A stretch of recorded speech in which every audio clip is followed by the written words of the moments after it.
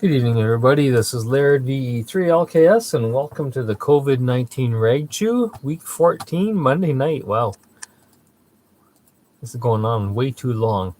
Anyways, at this time, I'll take a standby and look for check-ins. So if you're ready, key up the mic and give us your call. Victor Alpha 3 Delta Charlie Echo. That was quick. Victor Alpha 3 Alpha Golf.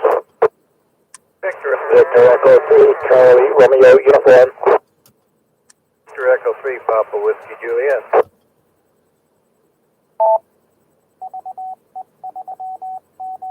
VA3 BTQ.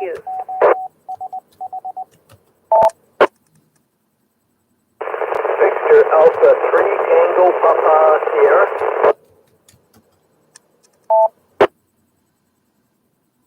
Victor Echo 3 Victor Golf Juliet.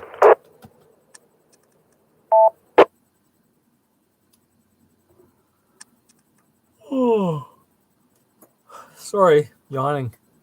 Okay, so far I've got VA3 DCE Doug way up there in Uxbridge, Aldo VA3AG, Bill VE3CRU, Peter VE3PWJ, Jackie VA3BTQ, Steve on beautiful up there in beautiful Fenland Falls VA3TPS, and Joe VE3VGJ. Anybody else wishing to check in at this time? A3 Romeo Tango Victor.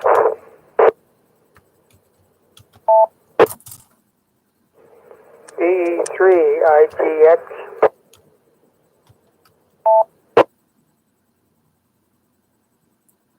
Okay, I copy Bob VE3HIX, Jeffrey VA3RTV, and from lovely Port Perry VE3IGX Cam. Anybody else?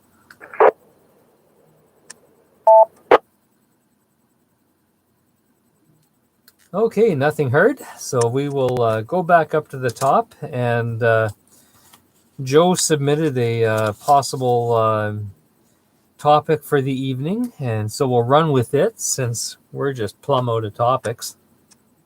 And the topic for this evening is going to be, what's your favorite thing about amateur radio? Like, what's your favorite mode, your favorite band? Are you into contesting, DXing, nets, etc.? So just a couple of your favorite things that attracts you to amateur radio and keeps you interested.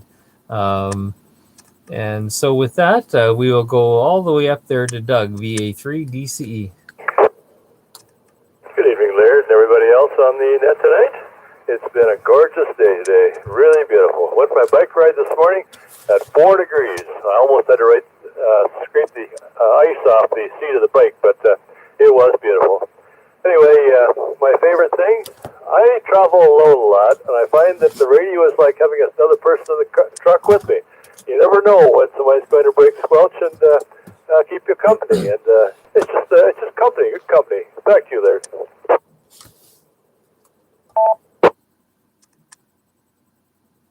Yes, it can be great company, and I've gotten to the point where sometimes on trips I don't even bother with repeaters anymore. I'll just leave it. Once I'm out of my home area, I'll just on 14652, and it's amazing the traffic that you'll find on there too. Even if you have to put out a call once in a while, but it is fun, and you're right. It's you meet a lot of nice people that way. Aldo VA3AG.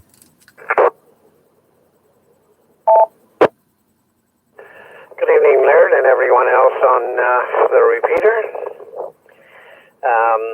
Joe and I got together via TeamViewer, and Joe showed me how to operate my Nano VNA here. Works beautifully. We checked my HF antenna on 80 meters, and also the little SBB2 Comet antenna there. And of course it shows very high SWR on 2 meters. And that's because it's inside the house on the floor. I think once it's up on the roof of the car, it it will behave differently. But we'll have a look later on. I'll put it on the car and play with the Nano. But I'm happy to. Well, as you know, I just got it Sunday. It wasn't supposed to be in until today, but I got it Sunday, so it works beautifully. So I'm happy with it, Laird. My favorite, my favorite band, 40 meters. So there you go. Back to you, Laird. V3LKS, VA3AG.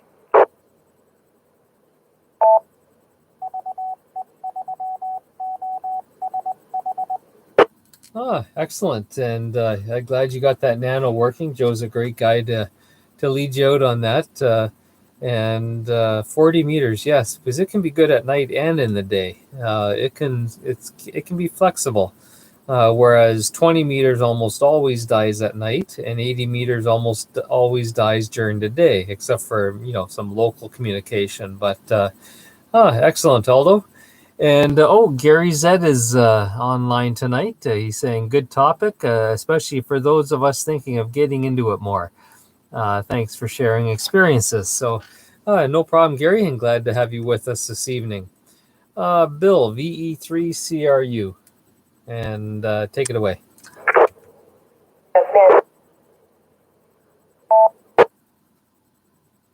Just had I'm hitting the wrong button here in the car, and I'm putting the radio on. So apologies for that. But okay, good evening, Laird, and all on frequency. Had a great weekend, and of course, I was into contesting mode. I ran about 50 QSOs, the most being about 200 kilometers. I had a very crude setup there. It was a hastily done one because I did not intend to contest at all this weekend. In fact, I intend to be totally out of it, no longer using my vehicle.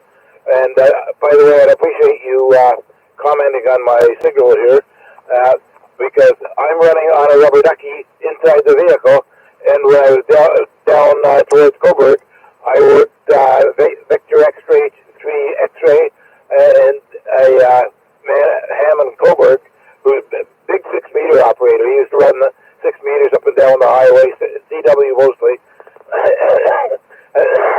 So I worked him on the rubber duckies, and I also noticed sitting in the vehicle, of course it was CW that we were using, that there was all kinds of stations coming in from southern United States there, Florida, Georgia, running over as far as Texas and all that.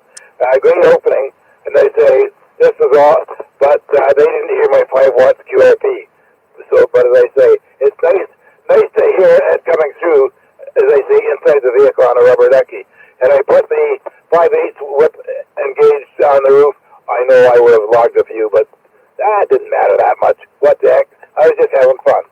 So, and I didn't. I worked several in Peterborough Club there for both 2 grids, both up by Purple Woods and over, I suppose I was south of Newtonville, right along the lakeshore. But as well as working Americans across the lake from there, both points too. So anyway, nothing to the west, no joy to the west. So I'll turn it back to you there, and I'd be happy to hear if I've got full quiet. Yes, Bill, you got a nice signal into the repeater, and I don't know if you're using a different radio or not, but your audio is actually a bit better. A lot of times your voice overdrives the audio, and it's overmodulated and sometimes hard to understand, but that was a lot better. So maybe you've got a different mic, maybe you've got a different radio, maybe you both, but whatever it is, your audio is a lot better as well. Okay, no, I am, I've got 2 radios, you don't seem to realize. In the house, I've got a radio that will pump out 100 watts, and sometimes I forget, and I'm running 100 watts on it, which is going to be overdriving, of course. In the Mobile now, I'm running a 5-watt 817, which is usually running a small beam on the roof, but tonight I'm running the rubber ducky on it, which is a a very good rubber ducky. They run 3 bands, 6.2 and 432 there. So this stays very versatile. That's coming off the top of the unit. Out the bottom of it, you can program it for all your HF bands coming in on the bottom. So you've got the best of 2 worlds. Anyway, back to that. Okay, well, whatever you're doing there, Bill, it's making your audio a lot more pleasant to listen to. Let's see, VE3 PWJ, Peter. Well, good evening, Laird, and all the good folks that you have there tonight. You started out with a nice crowd. And I quite often listen because there's so much noise around, especially on HF with the G5RV. I think you're better off than I am up on the hill than what I am down in here. There, of course, mine's broken now, so I can't do much about that, but that's the way it is. So anyway, go and get some more beans there, Laird, and we'll listen along.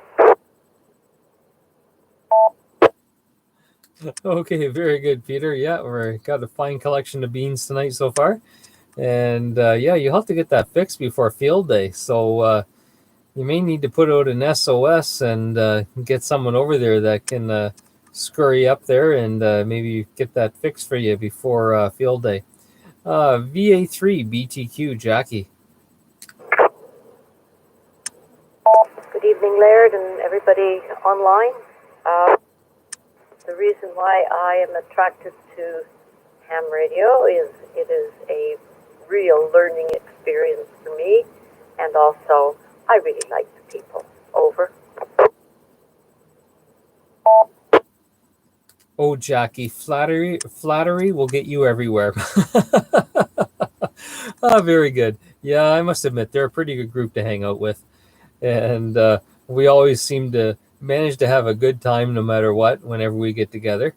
And we had a good get together on the weekend up there at White Feather Farm. We still practiced our social distancing, but we could make our group bigger. So instead of having to have several mini groups, we were able to have one bigger group, which was nice. Thank you to whoever made that decision. And by sounds of it, we're going to be even getting less restrictions this coming Friday. So bonus. Maybe we will be able to have barbecue sometime this summer. VA3 TPS Steve.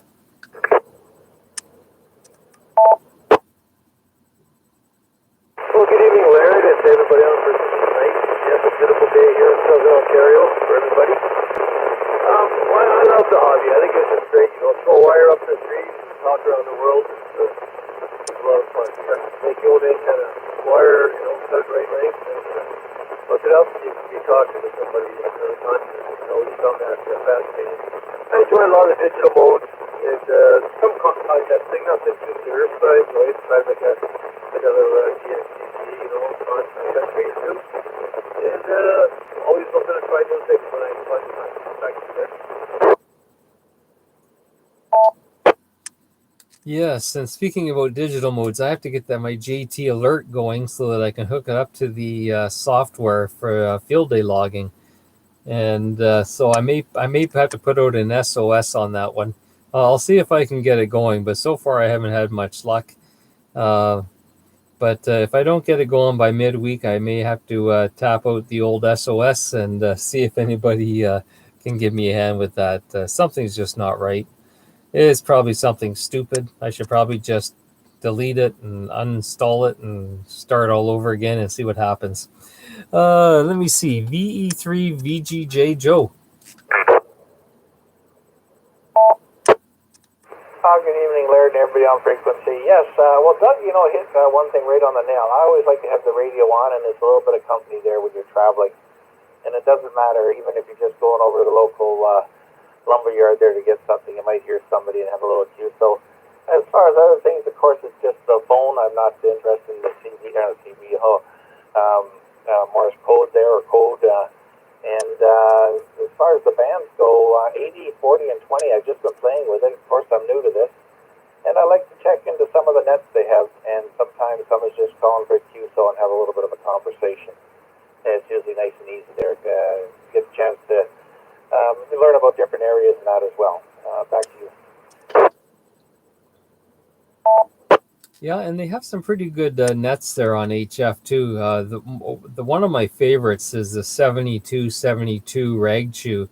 Although, admittedly, I haven't been on in probably about 4 months now. I don't think, but I like getting on there usually Sunday morning at around 11, and when I do, and it's nice because it's not one of these. It's not one of these nets where they just, tell you what your signal strength is and go on to the next guy. It's actually, they'll sit there and chat with you for a while, and it's nice. But yeah, some of them are quite entertaining and informative, and they got different purposes, and it's good that they're going. VE3HIX, Bob.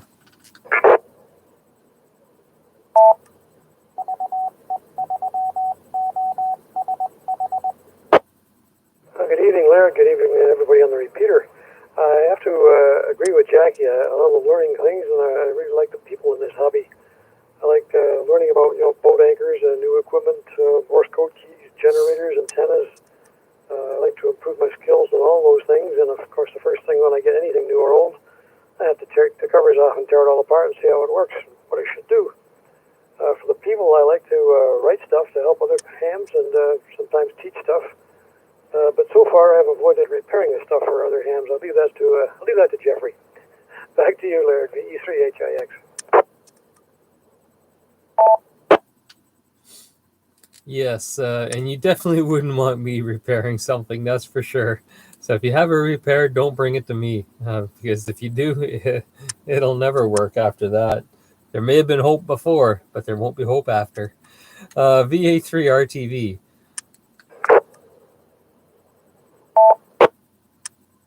Yes, good evening, Laird, and everybody else. First of all, I'd like to thank Bob for the presentation last night. It was really very, very good, and also for you, Laird, for hosting it. So that was great.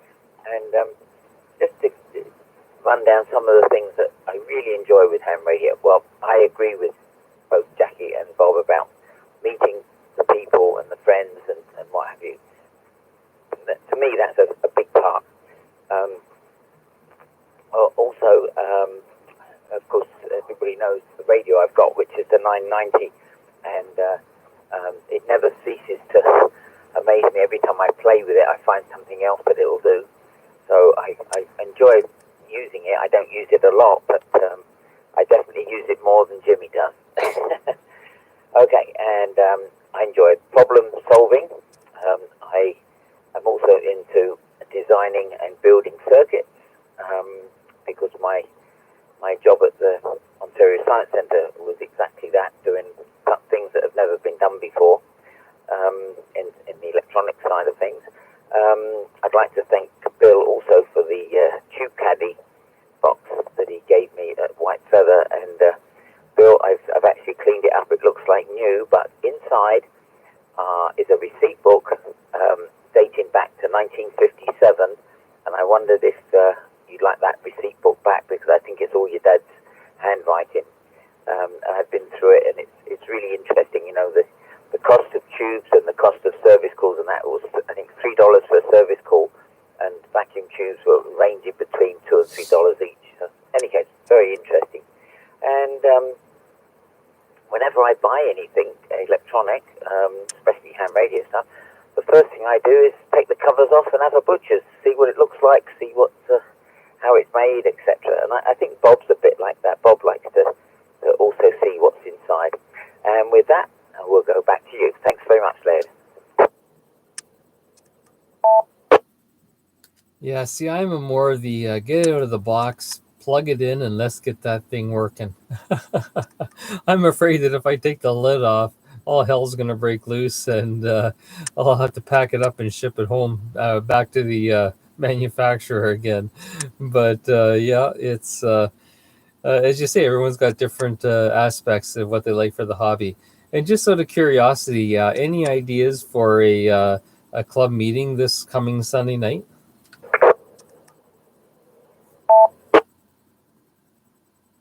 Well, okay, I'd like a little bit of time to think about it, and yeah, that would be great. So we're thinking of doing another Zoom, is that right, Bob? I mean, Laird? Yeah, it's been a month since our last one, and so this week would have normally been our meeting night, I believe. So since we've been putting it off to the following weekend, that would leave this Sunday as being our Zoom meeting night.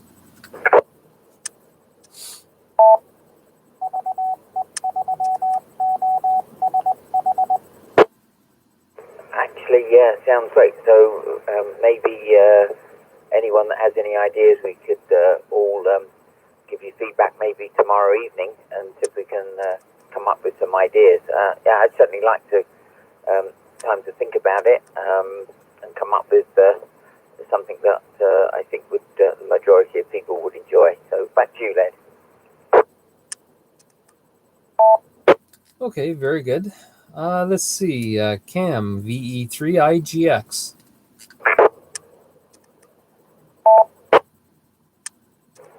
Good evening, Laird, and everyone on frequency.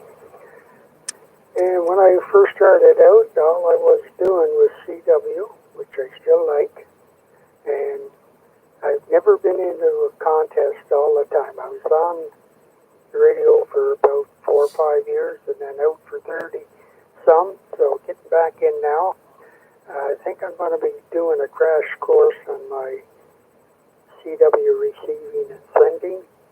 And looking forward to my first field day operation, and I hope to be able to do the CW single sideband and the FT8, which is interesting, and it's always something in there to learn. So I'll give it on back to you. VE3LKS, VE3IGX. Yes, and I've noticed how several people have mentioned learning. The problem is there's so much to learn. You go on YouTube, like I went on YouTube the other night to try to figure out what was going wrong with my JT alert. And, so you go to YouTube, you look up JT alert, and the next thing you know, man, you're down a rabbit hole and you're, 3 subjects away from where you were. But it's fun and it's enjoyable and it's entertaining. But yeah, exactly. I agree with that. I've always enjoyed learning, although I admittedly I hated doing it in school because I'm usually not the type that can sit there and listen to someone just drone on and this is how it's done, blah blah blah. I'm a type of guy who I want to see it being done, and then I want to be able to do it myself. And when I can't do the two together, then I don't learn. If I just see it, I'm not going to learn it. Anyways, with that, we're at the bottom of the list, so I'm going to take a standby and see if anybody else would like to check in with the Rag Chew this evening. If so, please come now. V3 X-ray Echo Quebec.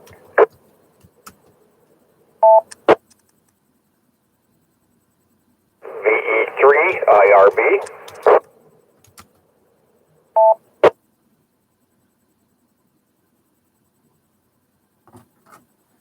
Okay, I acknowledge VE3 XEQ Christopher and VE3 IRB Robert. I don't know if you've been listening for very long tonight, but the topic of the evening is what interests you the most in ham radio? Like, do you have a special mode that you like or a special band? Do you like contesting or DXing or just rag chewing? What's your sort of your favorite parts of amateur radio? Back to you, Christopher, and welcome to the Rag Chew this evening. Well, thank you for the welcome.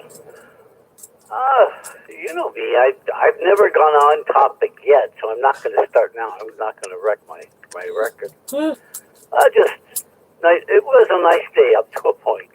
Went down to my friend's house, having a glass of wine, cup of coffee, whatever. And we sitting outside enjoying the day. And then some jerk had to shoot somebody. Next thing you know, we look out, there's 4 helicopters up above, and Orange is down in the what's the name across the road. But a half a block away, there's somebody been shot. And it's nothing really unusual. building next to us, which is identical to ours, just different shape. It had a drive-by shooting at the what do you call it, the downstairs in front anyway. Through out all the windows and that. What's going on, Laird? What's this all about? You know? Okay, you owe me some money because I fronted you on your drugs last week and you did show up with your money. Whatever happened, you know. I have my own idea about conceal and carry. I keep it to myself. But I'll tell you something. I made it to the age of 67. But it's really disgusting when you just want to sit out on a nice quiet day and somebody has to start shooting somebody. I don't know. Maybe it's just me.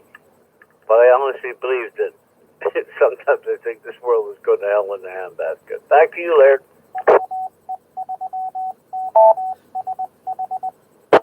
The only thing I would say to your comment, Christopher, is going? Question mark. I think she's gone by. She's gone. You know, when you have the federal government, and I'm not getting political here. I'm just making a statement. Not trying to be political, but when you have the federal government telling legal gun owners that their firearms are now illegal, but they don't do a single thing to cut down on the criminals that are using firearms, then yes, it's gone by. She's gone. Anyways, let's see. Robert, VE3IRB, and Bob, I don't know if you're online, but if you are, look at there. I terminated the coax today. So my coax is now terminated as well with the connectors. Did the exact same process that I showed you the other day, and it worked like a charm again. So that's now I think the third coax I've used with that method. V3IRB. I haven't been online yet. I was on the phone and just ran upstairs now, but when I'm waiting for the next go-around, I'll go down and check YouTube. I'm the eternal optimist. I see a sun under every cloud. Christopher, just think. You're sitting out with friends. You could have been bored. Gave you something to talk about. Unfortunately, somebody was hurt. I'm not downplaying that, but saves having to buy cable TV. That's what I always said. I had some interesting neighbors years ago, and I said, I don't even have to turn the TV on. I just pull back the drapes, pull up a chair, and you never know what you're going to see. And that's what I like about ham radio. There's always something. You can dig in as deep as you want or superficial. I tend to be the superficial sort a wee bit, but if I'm really interested in something, I will dig in, and it's amazing what you can find. I like the history aspect. Favorite bands. I like the 80 meters because it's a wee bit all over the place, which is sort of like me. And the 40 meters I've started listening to a wee bit more too. I'm building a 40 meter antenna. I've got it. I just haven't trimmed it to legs and tried to hang it up yet. But I just like doing this, that, and the other thing and tinkering around. And radio is great, and great people. And that's number one, is great people. Back to you. Yeah, and that gets exemplified. Exemplified? Oh my gosh. Can you tell it's been one of those days? I'm making up words. That can be exemplified in our weekend get-togethers at White Feather. Like this past weekend, someone needed some coax. They didn't need a lot. They just needed a chunk. I think it was 10 feet, and voila, I think 2 or 3 people brought coax. So bases were covered off, you know. Other people needed other items, and, you know, guys brought stuff and shared stuff and got stuff. And, you know, that's what it's all about, especially in a time where, I mean, it used to be that we had a candy store right locally, so it was easy just to zip over to Whitby and buy something. And now it's like an hour drive there and then an hour drive back, and you know, hopefully they have it in stock. So you know, we got a great group of guys that are willing to do stuff. I know I got My mic kicked the bucket on the way up there, and before I left, it was fixed. And I wasn't even expecting that. I was expecting to go home and do it myself, but Jeffrey stepped up and took it and removed a few screws, not from my head. There's already a few loose ones up there, but took the mic apart, fixed it, put it back together, and it's good as new again. So, yep, it's a great group. I'm just going to take one more standby before we go back to the top and see if anybody else wants to check in with the Rag Chew.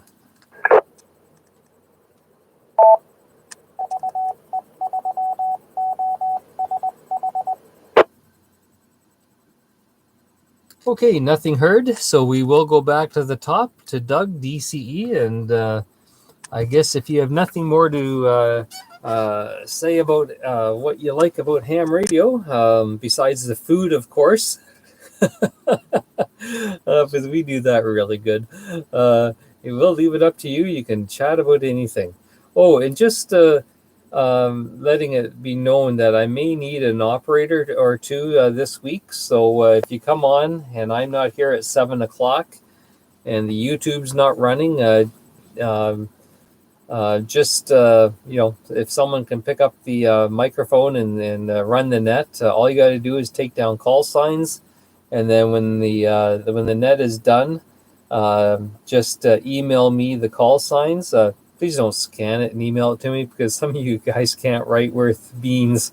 So it's better if you just type out who the calls were and send them to me. That'd be better. And we'll go from there.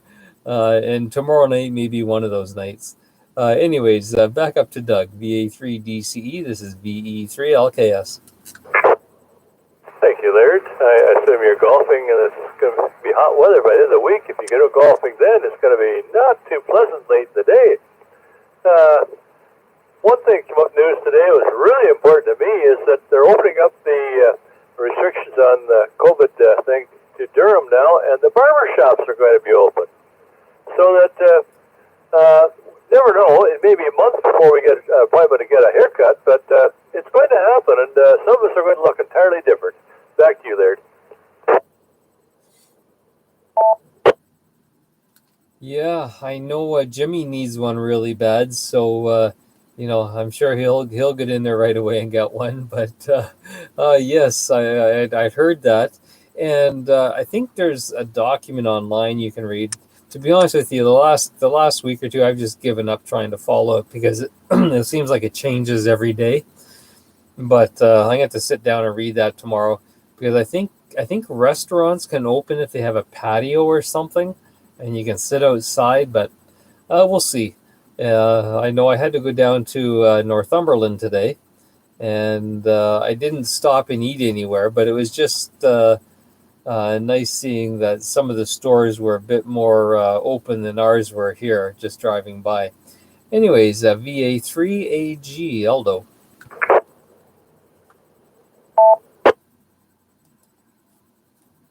Uh-oh, where's Aldo?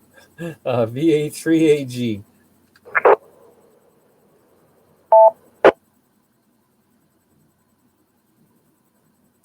Okay, nothing heard. We will try to come back to Aldo later, and we'll go down to Bill, VE3CRU. Okay, the E3, oh God, I forgot to call. L something or another S. The LKS, I guess it is, whatever it is. Greetings again. First of all, to VA3RTV, yes, I would appreciate getting that invoice thing of my father's back, but I'm happy you had the opportunity to look at it first and see the actual prices of back then, because I've forgotten. I've long since forgotten, even though I was also doing radio TV service back then.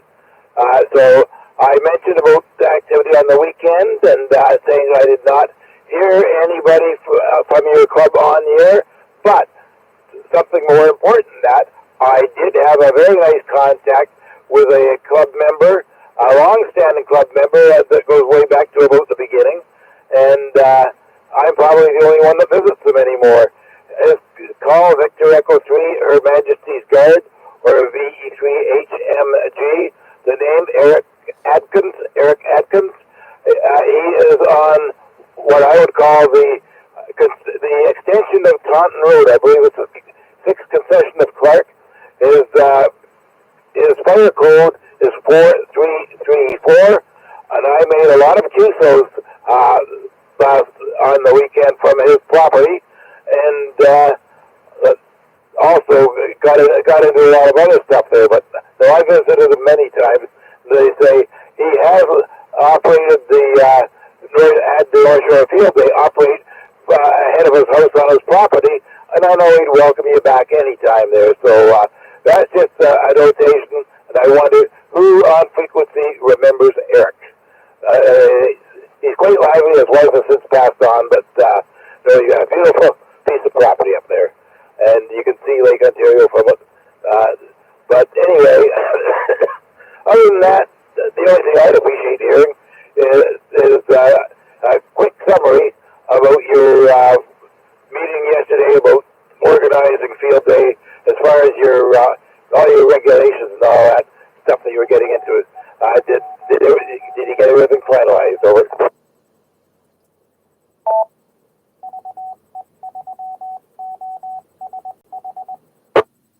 Yeah, we got everything finalized. There's going to be guys working as standalone home stations on grid power. There's going to be guys working as standalone stations with emergency power. And we're all going to keep our own log, which is what the ARRL wants us to do. We're all going to send them to Darren, and Darren will submit each one individually. But then with that, you can this year specify a club that you also want your points given to. And since it has to be the exact same spelling for every entry, that's why we're giving him to Darren, so that he can put the cut and paste and use the exact same spelling for the club in, and that way we can all get our points also counted towards the North Shore. And yes, I remember Eric. A matter of fact, Eric was out at our June barbecue last year, and he brought his grandson with him. So fine young fella who's going to school and seemed to be interested in electronics. And yeah, Eric comes out to a few of our events once in a while, not too often anymore. But I think he's getting up there in years, and I don't think he always likes to get out too much. But we do see him at the odd social event, such as the barbecues and the corn roast. So it was great that you got out there to chat with him, Bill, and I'm sure you guys had a great time. VE3 PWJ Peter. Yeah, I haven't seen Eric for a while, but I've seen him a couple of times at Costco, but not lately. And he seems like his old self. He's a very talkative fellow, and he's a nice fellow to have a nice chat with, too. I can see where Bill gets that from, because he's a nice guy, that's for sure.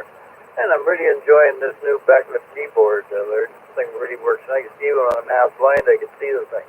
So we'll carry on. We'll listen to the rest of the nets, and we'll probably say 7-3 from here as well. So over to you there.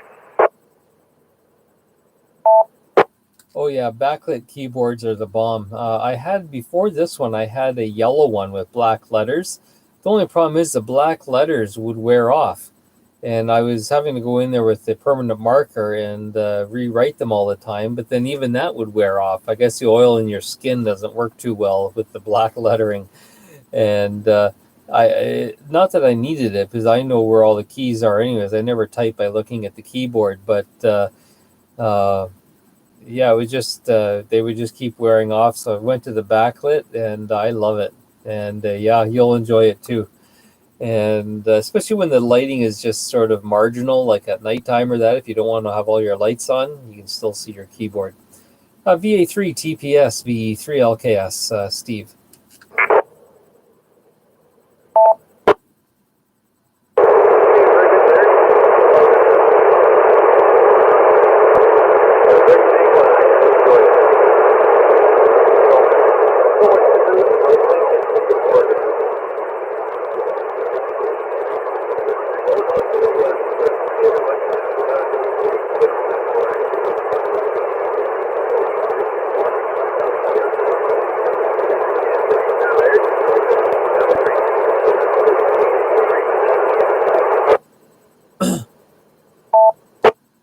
Okay, Steve, you were breaking the squelch, and once in a while I think I could hear you taking my name in vain.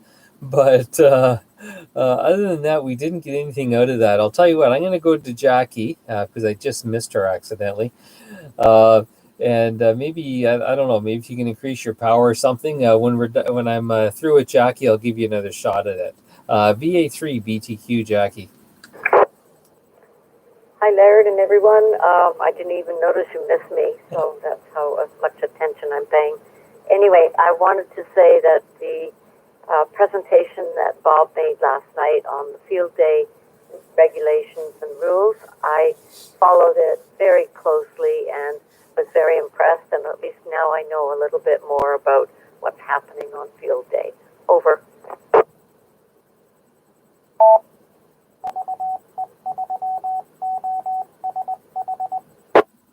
Yes, it was nice being able to see how the software is going to interface and work, and what we'll have to do afterwards. Yeah, it'll be great. I like the fact that you can see it on a map, and so you can quickly look and see what provinces and states you still need to snag, and it's interesting. It keeps all your track of all your scores and everything. So it'll be fun. Let's see. Back to Steve, VA3 TPS.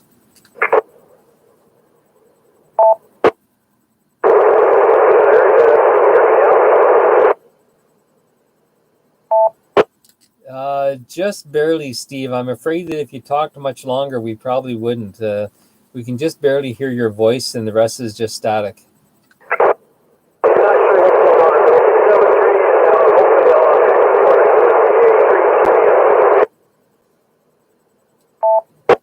Okay, very good. It could be weather too, because it is warming up quite a bit and quite quickly. So, weather does affect it, especially when you're sort of going a distance that you're going. So, very good, Steve. Well, thanks for joining us this evening. Always great having you in here. Oh, and George picked up that antenna tonight, and now he's going to work on trying to figure out how he's going to install it at home. But your antenna's gone to a good home. Let's see, Joe, VE3VGJ. Yes, Laird. Yes, Bob's presentation last night was great. It sure answered a few of my questions about the software there, and had a talk with Aldo there today, and he's been playing around with the other software the fellow has for sale there. Seems to really like it. And for the meeting Sunday, I've got about a 5 or 10 minute little show and tell here about an end-fed half-wave antenna that I built. And multi-band, and I can do that if you need a little have a little space of time there for maybe 5 or 10 minutes. Okay, very good. Well, Jeffrey's our special our meeting guy. So Jeffrey, you can put Joe down for 25 to 30 minutes there on his end-fed antenna. Do you copy that? Yes, I did copy that, but it was just when my brother phoned from Arizona, just at that same time, but I did copy that. So I'll be talking with you in just a minute because my turn's coming up very shortly. Thanks, Laird. Okay, very good. And I know you only said about 10 minutes, Joe, but by the time you with our crowd, 10 minutes, you may only have 10 minutes of presentation, but you're going to have all sorts of questions and answers. And so it will stretch it out a bit. So we do appreciate that, and it'll be good. I'm interested to hear that, especially where your feed point is. I know I've got an end-fed antenna here, and I cannot get a definitive answer on whether it's better to feed the end up high or down low, or does it matter? For instance, I'm thinking of putting mine just on the corner of the house here, and I don't know whether I want to feed it just sort of from underneath the eaves of my house, or whether I want to do it more down around waist level from the ground and then go up into the trees, or whether I want to put up 3 pieces of sewer pipe and string it up quite high and start the end feed there. So those are the questions I'm going to have for you. Yeah, well, when one I've been using, the way I set it up was I've fed it right from the ground, go vertical about 30 feet, and then horizontal about 104 feet, in those ballpark numbers. And I've read some stuff on it, and that's what they sort of recommend is right at the ground, go vertical, then horizontal. And if you have a metal tower, is to go up high and then strictly go horizontal. And the fellow, some people want to read up ahead of time. The fellow whose lead I sort of followed in the Unan I made his name is Steve Dick, and his call sign is Kilo 1 Romeo Foxtrot. And if you just Google him and the End-Pen Antenna, he has he has about a 30-page PDF file, and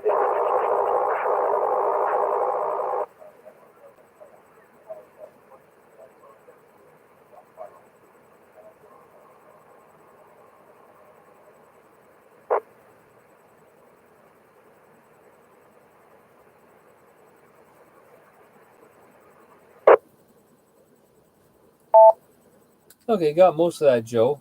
I think we lost you there at the 30-page PDF. yeah, no problem. I noticed that something was came in on there. Anyway, yeah, again, the name is Steve Dick, Kilo 1 Romeo Foxtrot, and he has a great presentation on that.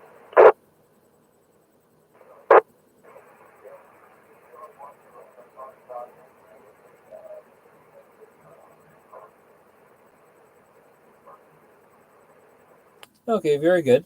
Bob, VE3HIX.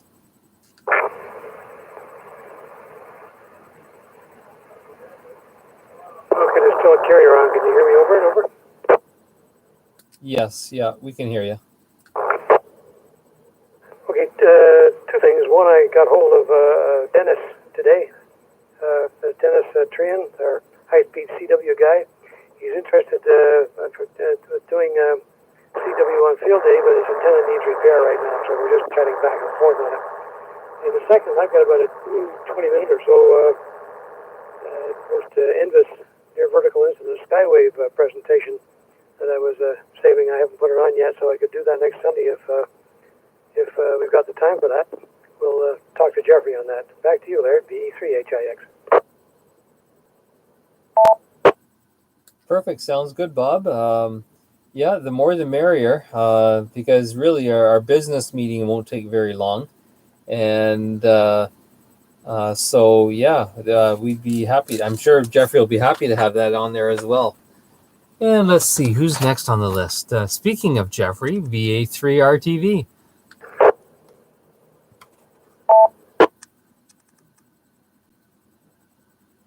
Yes, thank you very much, Laird. And so I do have Joe and Bob down for presentations, and if there's anyone else that wants to just do a small presentation, that will be great. So, and I understand it's this coming Sunday, and it'll probably be at 7 o'clock. Am I correct on saying that, Laird? Yes, you are. 7 o'clock, we'll schedule it from 7 to 9, but of course, now that we have the account, we can go as long as we need to. And yep, I can't see the business section needing more than about 15 or 20 minutes just because with COVID, what have we been able to do? Not much. Okay, that sounds great. And if you're still listening, Bill, I will bring that receipt book to White Feather and let you have it back. And it's definitely a treasure. So yeah, I figured you'd want it. And also, I'd let everybody know that I've had my hair cut, so I do look a little bit different. I knew I was getting very close to needing a haircut because my crash helmet was a really tight fit. So now I'm okay. And everybody says, you don't look like your brother now. So, and other than that, let's see if there's anything else here.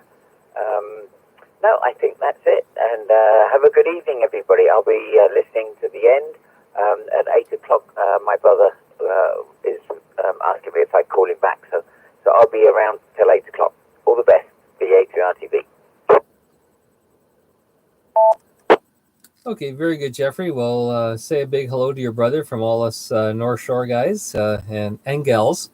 And Joe and Bob, if you don't mind just dropping me a quick little email letting me know what you're, just a little, like a couple sentences as to what you're going to present, and I'll include that when I send out the meeting invite. I'm not sure if I'm going to do a newsletter this month or not. All my get up and go has got up and went, so I'm not sure whether I'll muster up a newsletter before, but I'm hoping to send it out either Wednesday or Thursday night. So if you can get it to me, later tonight or tomorrow, that's fine. Let's see, Cam, VE3IGX.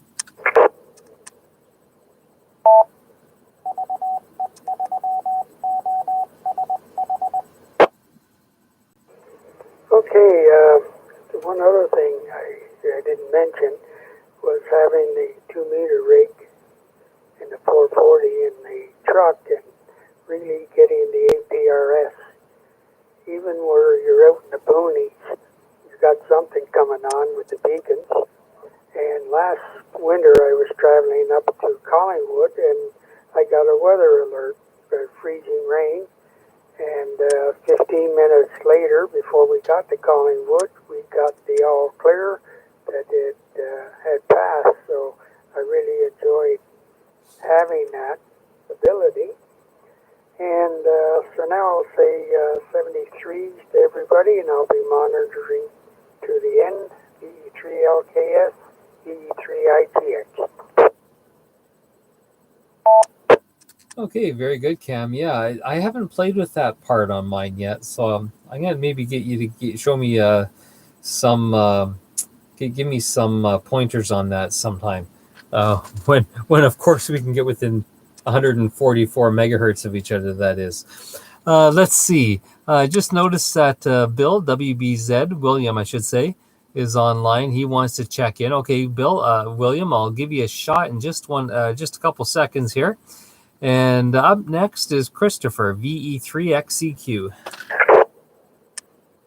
Victory Alpha 3, Whiskey Bravo Zulu, checking in. Thanks, Laird. I'll stand by for my turn later on down the line. I'm listening. Okay, I'm sure you got him. Just want to check. Got it, Laird. Okay, very good, Bill. Well, sorry, I keep on calling you Bill. William, take it away. Sorry about that.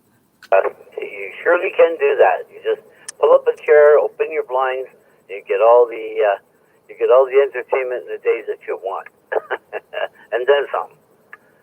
Mind you, that there's. I think it was a home invasion. I'm not sure, but pretty sure that's what it was. Now, don't ask me because I don't understand. Your door, whether it be solid or hollow, your front door is your protection from all the lunatics out there that you do see doing these crazy things. So why people open the door every time somebody comes to it, I don't understand. I will not open my door. I don't care if it's the cops, the Queen of England, or who it is. I ask them who they are. They have to be able to identify themselves to satisfy me, and tell me what their business is before they come in. Simple as that. I do not open the door for nobody. Laird, my friend. Nobody can fill your shoes, and you know that. You must be well aware that you're the grand poobah when it comes to running this ride shoe. So, and nobody can fill your boots. So you're just not allowed to take time off. That's all there is to it. You know. As far as like getting out and getting your hair cut, no, I don't go anywhere. I got my barber right here. His name is Steve, and I just tell him to turn it down to 0 and take it down to the wood, and that's all. That's all it takes, and I get my hair cut off completely, and I'm happy again for about another 3-4 months until it's already too long. I don't know why I should have already got it cut. But also this thing, and I'm not gonna dwell on it, but making the 12 gauge and the 10 gauge a prohibited weapon. Who are you kidding? I mean, what are you gonna shoot ducks with? You gonna shoot them with a 410? I like to go hunting with somebody who can shoot ducks on a flyby at 30 65 miles an hour with a 410. I like to see it done. Or 20 gauge. Now, 16 gauge, yeah, it's very close to 12, so that's fine. But why they put the 12 gauge and the 10 gauge goose gun on the list? They're out of their mind. Back to you, Larry. Go. I'm going to say good night to everybody on this go round. 73 to everyone. Have a good day, and remember to be kind to somebody. I know it's a crazy world there.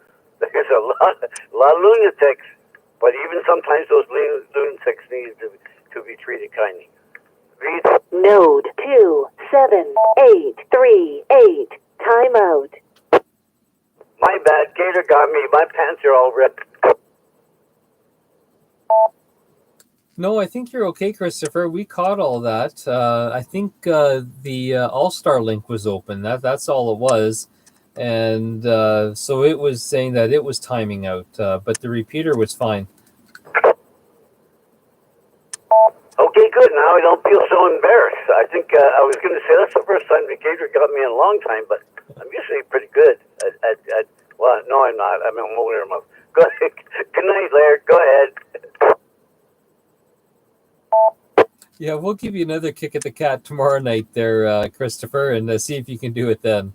Bob, VE3IRB. Just want to add to the comments about everybody appreciating the presentation there last night. I know for myself it was a great assistance. And with that, I guess I'll say 73s and I'll monitor to the end. Back to you. Okay, very good, Bob. Let's see, William, VA3WBZ. Good evening, sir. Victor Alpha 3, Whiskey Bravo Zulu. Good evening to everyone on net. I've been a little bit busy here. I've got myself on HF on 40 meters today. And I don't know enough about it to get any good contacts, but I've been working on it, so for sure. I also picked up a mobile antenna for the mag mount onto it for 40 meters as well. I want to use that for field day coming up on the weekend. I got paid today for my little motor I've been working on. Then I'm going to have a few days off. And hopefully I'll get things going on there. And Laird, you're wondering about running cables certain place or other. What's this cable for that you wanted to go and run?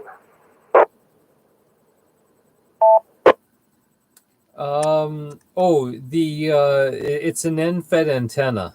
I have a 40 meter or 10 through 40 meter end-fed antenna, and I just don't know whether I should mount it low and then string it up into the tree from there, or whether I should mount it high and just run it across to the trees. So I'm not overly familiar with the end-fed, so that's why I was asking some of the guys.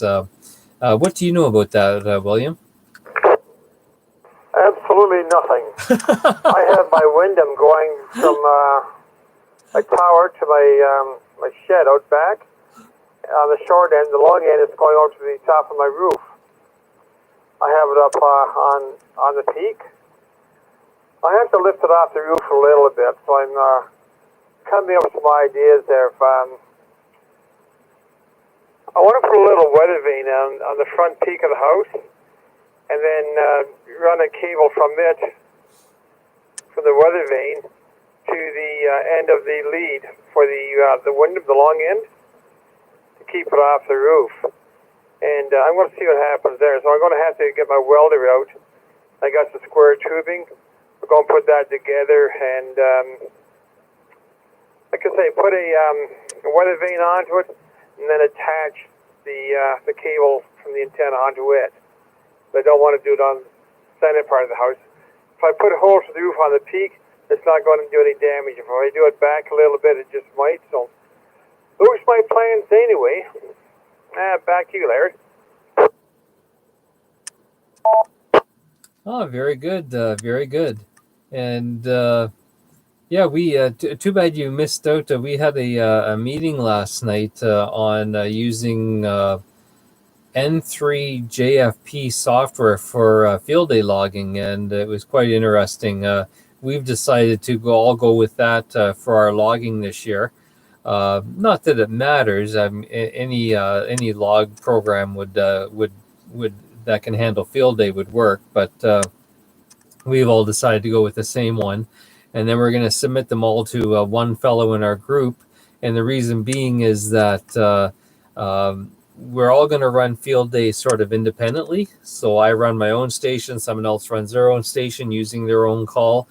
But then this year, the ARRL has said that you can also then apply all the points that I make and all the points that Joe makes and all the points that Bob makes and whoever else to a club. So we're going to submit everything to our field day guy, Darren, and then he'll submit everyone's points individually and then as a club. So yeah, so if you don't have a club to participate with, you're more than welcome to join us this year for field day.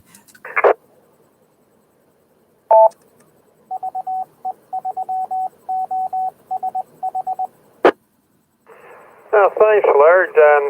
I'm with the Senators, bunch of old fogies that they might be doing the same thing. I don't know yet. I'll talk to the guys tomorrow night and Wednesday morning to see what's going on. If they're not going to run the field day. See, the other thing too is on field day, I understand it's contesting. I'm not much on contesting. I like the idea of talking to people, having conversations with them.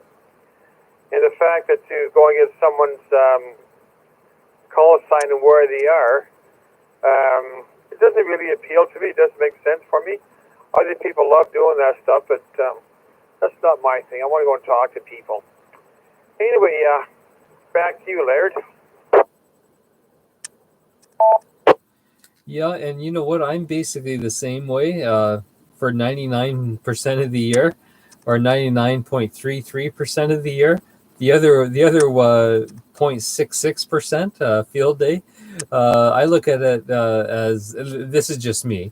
I'm not trying to argue here, but for me, I look at it as an event. A chance to give my equipment a good workout. See where I need to make changes and modifications based on how I do, and it is sort of a simulation of an emergency event. So, yeah, very good, Bill. Well, if you do, if your senator friends aren't doing anything and you decide you want to do some field day work, just let us know. We'll be more than glad to have you submit and submit your stuff on behalf of our club as well. And yeah, it'll be a lot of fun. We seem to have a lot more interest in it from the operator standpoint this year, just because it's so different with the regulations due to COVID. So it's sort of tweaking the interest of a lot of people. And I think they're saying, hey, this is different than normal, and we want to be part of it this year. So we're hoping to have a great time. Quite a few guys were talking about it last night. I'm going to drop it here.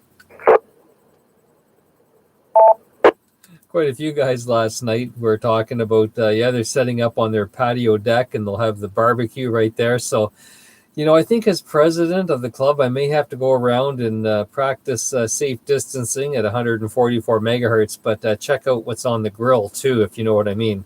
So, but we plan just to have fun. Our club never does it seriously.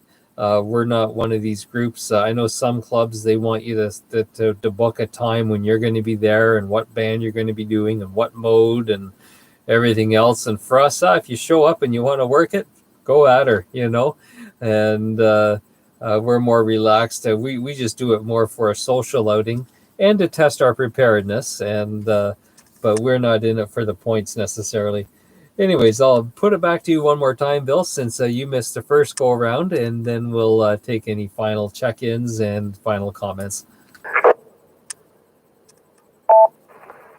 Yeah, each one, everyone enjoys a hobby in their own way, and I support that 100%. Yep. So, some guys that do the contesting, hey, fellas, have a great time. There's other people like me, have a great time. But what I'm going to do on the Saturday, Sunday there, or one of those days. I'm going to set up in the front yard because that's where the van is for the power supply and the mobile antenna, because I want to stick it on top of my van. I need an SWR meter. I just bought this antenna today, and I have to, I need an SWR meter to go and tune it. I got a friend of mine, I think he has one. I'll ask him to come over and give me a hand, I guess. Anyway, 7-3 for Lard and all the other guys that are out there. Have yourself a great evening. Have a safe tomorrow. And we'll chat you later on. This is VA3, Whiskey Bravo Zulu listening. William. Oh, William, one more quick question. You mentioned the paint for your generator. Were you able to find the paint and get it put in a can at what was it, AutoZone? No, I did not. I went out instead. I had to settle for something else. It's a dark green, but it's just going to be for temporary use for the time being until I find the correct one. What I'm going to have to do, I think, is talk to someone in the military if they know the actual color of the equipment that they use, the paint that they use for the equipment. I'll see if I can get it there and match it up. Maybe a little chip. If I get a little chip or something like that off of something, I can have a color match. Now we'll go from there. Okay, very good. And I wish you well with that project. Okay, I'm going to take, this is Laird VE3 LKS, and I'm going to take one last call for check-ins for the COVID-19 Rag Chew. So if you want to get in on the fun and frivolity tonight, now's your opportunity.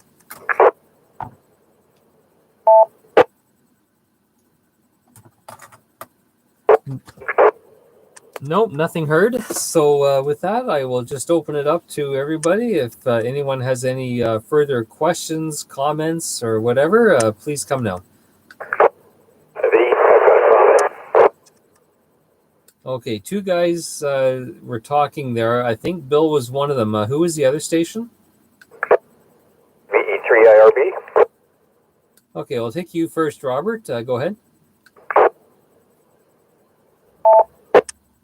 In regards to the paint, I would suggest going to the Regimental Museum at the airport in Oshawa. They do a lot of restoration. I'm sure they'd be able to tell you where to get the paint or how to do it. Never thought of it before until you were just talking tonight, but I'm sure they'd be able to help. Other thing, I was looking for tent poles, the ones like you can get at Princess Auto, the military ones, the green ones for using for an antenna. Princess Auto's sold out of them right now. They might be getting more, but if anybody has any that they want to sell, I'd be interested in buying them. Back to you. Thanks for the information on the paint there. I'll do exactly that, because I was out there last year to the military, to the tank museum. I'll go back out there and talk to them too. That's a great idea. Thanks very much, VA3 WBZ. Yeah, that's a fantastic idea, Robert. Why did anybody else ever think of that? But that's a perfect idea. And you may not even need to drive out, William, if you wanted to save yourself a trip. Just phone out when, or send an email. It may save you a trip. But yeah, that's awesome. Thanks for that information, Robert. And yeah, anybody else needing to get in here before we shut it down? Hey, I see how you here. Oh, sorry, Bill. Totally slipped my mind there. Go ahead. Okay, a couple of things first. As far as your scoring is concerned, if you've got a couple of Cracker Jack operators who would have to operate from home because they don't have mobile equipment, if they could be equipped with mobile whips and all that, would the points gain of doing it be worthwhile to you there? That's the first thing I was going to ask. And secondly, field day, you're supposed to be able to prove your proficiency in an emergency. Well, everybody sits back and makes a big party of it. You're proving nothing. You're making a big joke of it. And I see this all the time. You get a few at field day and other clubs too, that they say that really go hot on it and then you get out of just I'm gonna get drunk, in fact, and just go here for the party. As they say, that's the frustrating part of field day. That's why I gave up on it. Over.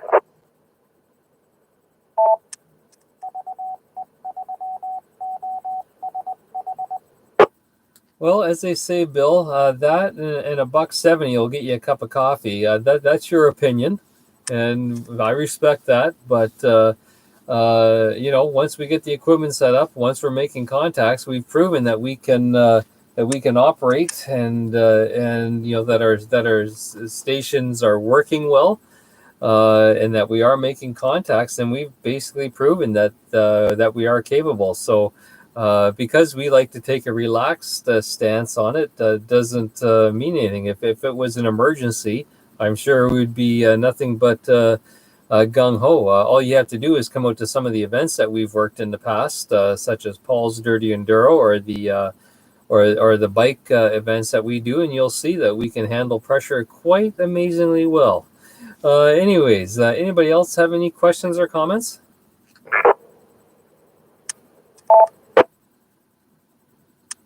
Just if you need a contact for the Regimental Museum, it's Jeremy Bowers is the guy in charge there. Very good person to talk to. Okay, thanks very much then, Jeremy. I'll do a trip out maybe on Thursday. I'll do a little trip out there just for the sake of going out there. And I think this year you're going to find a lot of people, you're talking about being prepared and all that stuff. A lot of people will be doing their field day from their homes, which is what I will be doing. I hope to run my radio by battery power. The time being as if I were in the wilderness or someplace or other and had to make contact. Well, this is what I'm working on there to see how that turns out. Great idea, though. VA3, WBZ clear. Oh, yes, it'll be lots of fun. And just a word of warning, the museum isn't open every day, so you want to make sure that someone's going to be there when you make the drive out. So check their website and see what days they're open. Because I'd hate for you to drive all the way out here and find out that they're not open that day.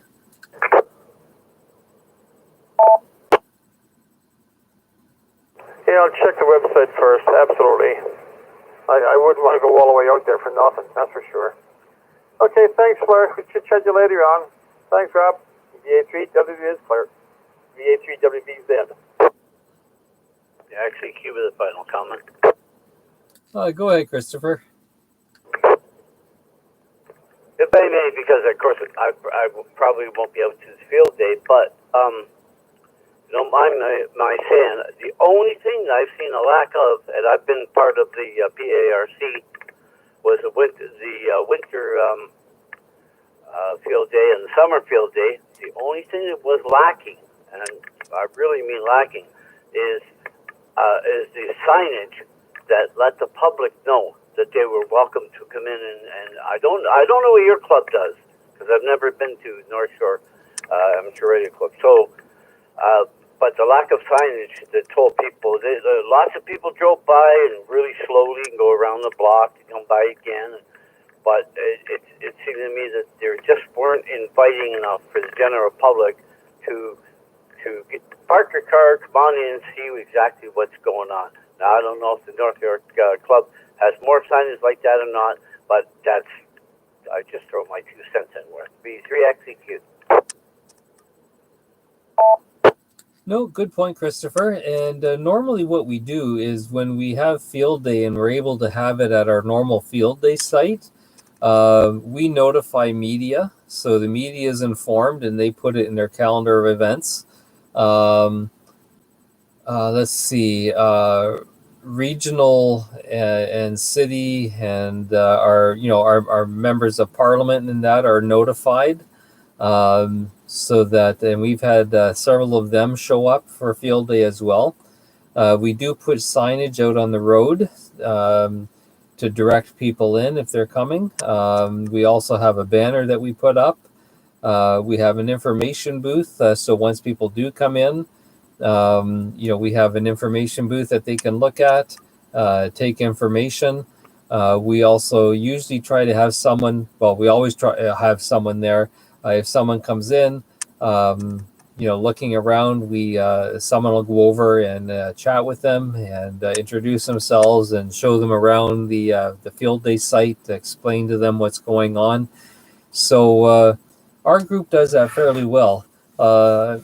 As with anything, I'm sure there's always room for improvement because no one can do it perfectly. But we do quite a bit of PR beforehand. Now, whether people want to come out, that's a different story. Our field day site is halfway between Oshawa and Port Perry, and let's face it, there's a lot of people who aren't going to come out for an amateur radio event because most people don't even know what that is anymore. But we do get people out, and it is quite interesting. Very good, Larry. Sounds like you have all bases covered. I just wanted to say that, and I'll tell you the reason why. With being part of PARC, we went to the Winter Field Day, and I got to admit, we ruffled a lot of feathers because we put it on the PAR site, and maybe I shouldn't even mention this, but in all honesty, it was in the parking lot behind the building out at the university, and it really, truly looked like homeless people had put up their tent for the night. That's exactly what it looked like. There was no signage, nothing to indicate what was going on, and that pretty well kind of finished it for me, because I really believe that the general public needs to know what you're doing there, and they see something going on, and they want to see what it's all about, of course. But you guys got all the bases covered. I just wanted to mention that, and with no derogatory remark meant towards the PARC, because it was still my group for many years. But anyway, I also want to get in touch with you. I'll have to wait until Steve can write down a phone number or whatever. For Steve and I to join the club, because I feel that you should always support the repeater and the repeater group that you are, in the area that you live. Not saying I would be an outstanding member or to show up at different events, but I still feel we should support it financially. Oh, very good, Christopher. Well, I appreciate that. And so next time Steve's around, just have him. Actually, you can go to the website and get my email address. It'll be on there, and you can just fire me off an email, and I can send you the information, and we can go from there. Or I can get you my phone number too. So either way works for me, and we can have a chit chat. Excellent. I appreciate that. And I'm the same way. I've always supported the this particular repeater, and even though I haven't always been in the executive per se, but let me see. I got my license through the club in 1989, and have been a member ever since. So it's been fun, and I've enjoyed it. And the way I look at ham radio is it's different. It's a different thing for everybody, and just because someone isn't doing something that I particularly care about doesn't mean it's not ham radio, and doesn't mean they're not doing it right. So that's the way I approach it. If they're doing something with ham radio, I'm all for it, and knock yourself out. Actually, I was talking to a fella tonight. He wants to get into doing satellites. That's one thing I never want to get into. I mean, you got to have a rotor that goes back and forth vertically and horizontally and all that sort of stuff. And it just doesn't catch my attention. But you know what? If someone enjoys that, I say go for it, man. Knock your socks off, But great. Anyways, I'm just going to take another quick standby and see if anybody else has any questions or comments before we call it quits for the evening. HIX. Bob, go ahead. 1 second. I just want to mention on the website is your jackets. I like the yellow jackets and that. And I was wondering if that's on the website. The North Shore Club? No, we don't have jackets. That's funny. You used to at one time, because I remember seeing pictures of the North Shore Club with yellow jackets, or at least wearing them, and they were more the fall type. Okay. The only yellow jackets I remember are some of us used to go up and help with Rally of the Tall Pines, and some of the guys got Tall Pines jackets with I think their call sign on them. Our club jackets, I think, were red or blue, if I remember right. But it's been a long time since we've had those. I'll have to do some research into that. Okay, Lars, and I believe AJX was trying to get a hold of you. 7-3. I'll talk to you later. Okay, very good, Christopher. Have a good evening. Bob, VE3HIX, VE3LKS. Yeah, just really quick. I was looking at the website for, what's it called, Hero Outdoors, the surplus military store on the south end of Oshawa here. They got tons of paint there in all different camo colors, and in, what do they call, olive drab is the most common military green color. So that's in spray cans and small and large cans to use with a paintbrush, all that type of thing. So there's a good place to buy paint for military applications. Anyway, we'll let you go with this one, VE3HIX. VE3HIX, whereabouts in Oshawa is that store? VA3WVZ. Is it Philip Murray Avenue? It runs east and west. Oh, it's the same street that Camp X is on. Boundary Camp X is Road. on the corner there, and you go east of that. It's on the north side, facing south, of course, and it's called Hero Outdoors. Anything military or a fantastic amount of stuff in there.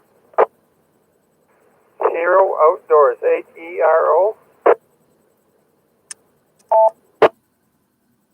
Have a look at herooutdoors.com, and of course they got the address and all the rest of it there. Over. Okay, thanks very much, and appreciate it. I'm going to write that down. I'll do a little trip out there and get my stuff then. VA3WVZ clear. Oh, and William, when you're there, when you leave Hero, head towards the west when you pull out of the driveway, and just before you get to the big bend in the road where the LCBO warehouse is, on the left, on the south side, will be the Camp X Memorial. And Camp X is where they trained spies during the Second World War and also had a huge radio operating station there. Thanks, Laird. I think I'll just do a little drop by that. But Hero Supply, I think you said, HERO Supply. No, it's Hero Outdoors. So if you go herooutdoors.com, you'll be able to have a look and see what they've got. Over. Hero Outdoors. Okay, I'm just going to put it out of my notes right now so I don't lose it. And it's two O's together, herooutdoors.com.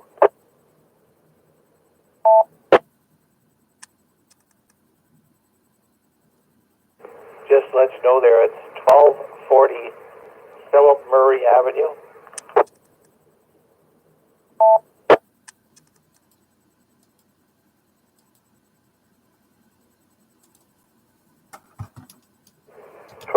Murray Avenue, okay.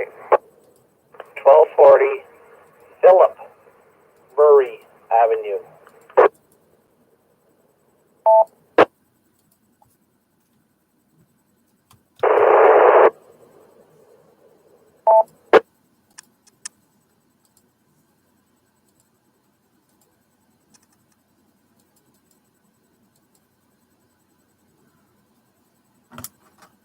Okay, very good.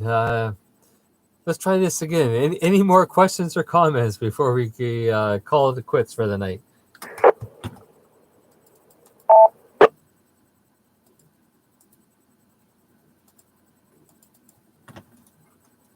Okay, nothing heard. So I'll say thank you to everybody for joining the Rag Chew this evening and making it another successful evening and an enjoyable evening. Learned a lot tonight, actually. And I didn't realize that Hero had changed their name either. So that's good to know. And yeah, very good. I hope between there and the War Museum, the Tank Museum, that William's able to get the paint that he needs or find out where he can find it anyways. And with that, we will chat with you guys all again tomorrow or Wednesday or whatever it is. Anyways, 73. Have a good evening, everybody. VE3LKS.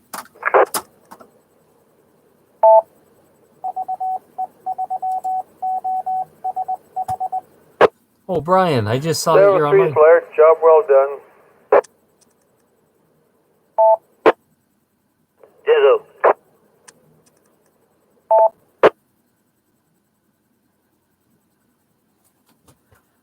Hey, Brian, good to see you online.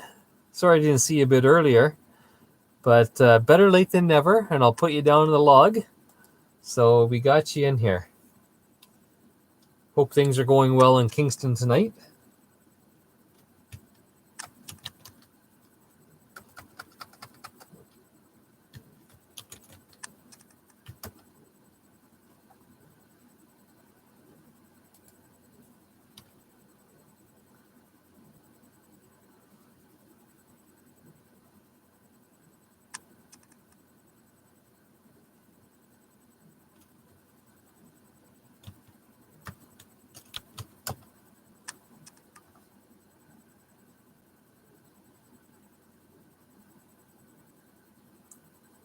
Excellent. Well, I hope you had a good dinner. I'm going to shut down the YouTube feed right now. So I'll say 73s, and thanks for checking in online.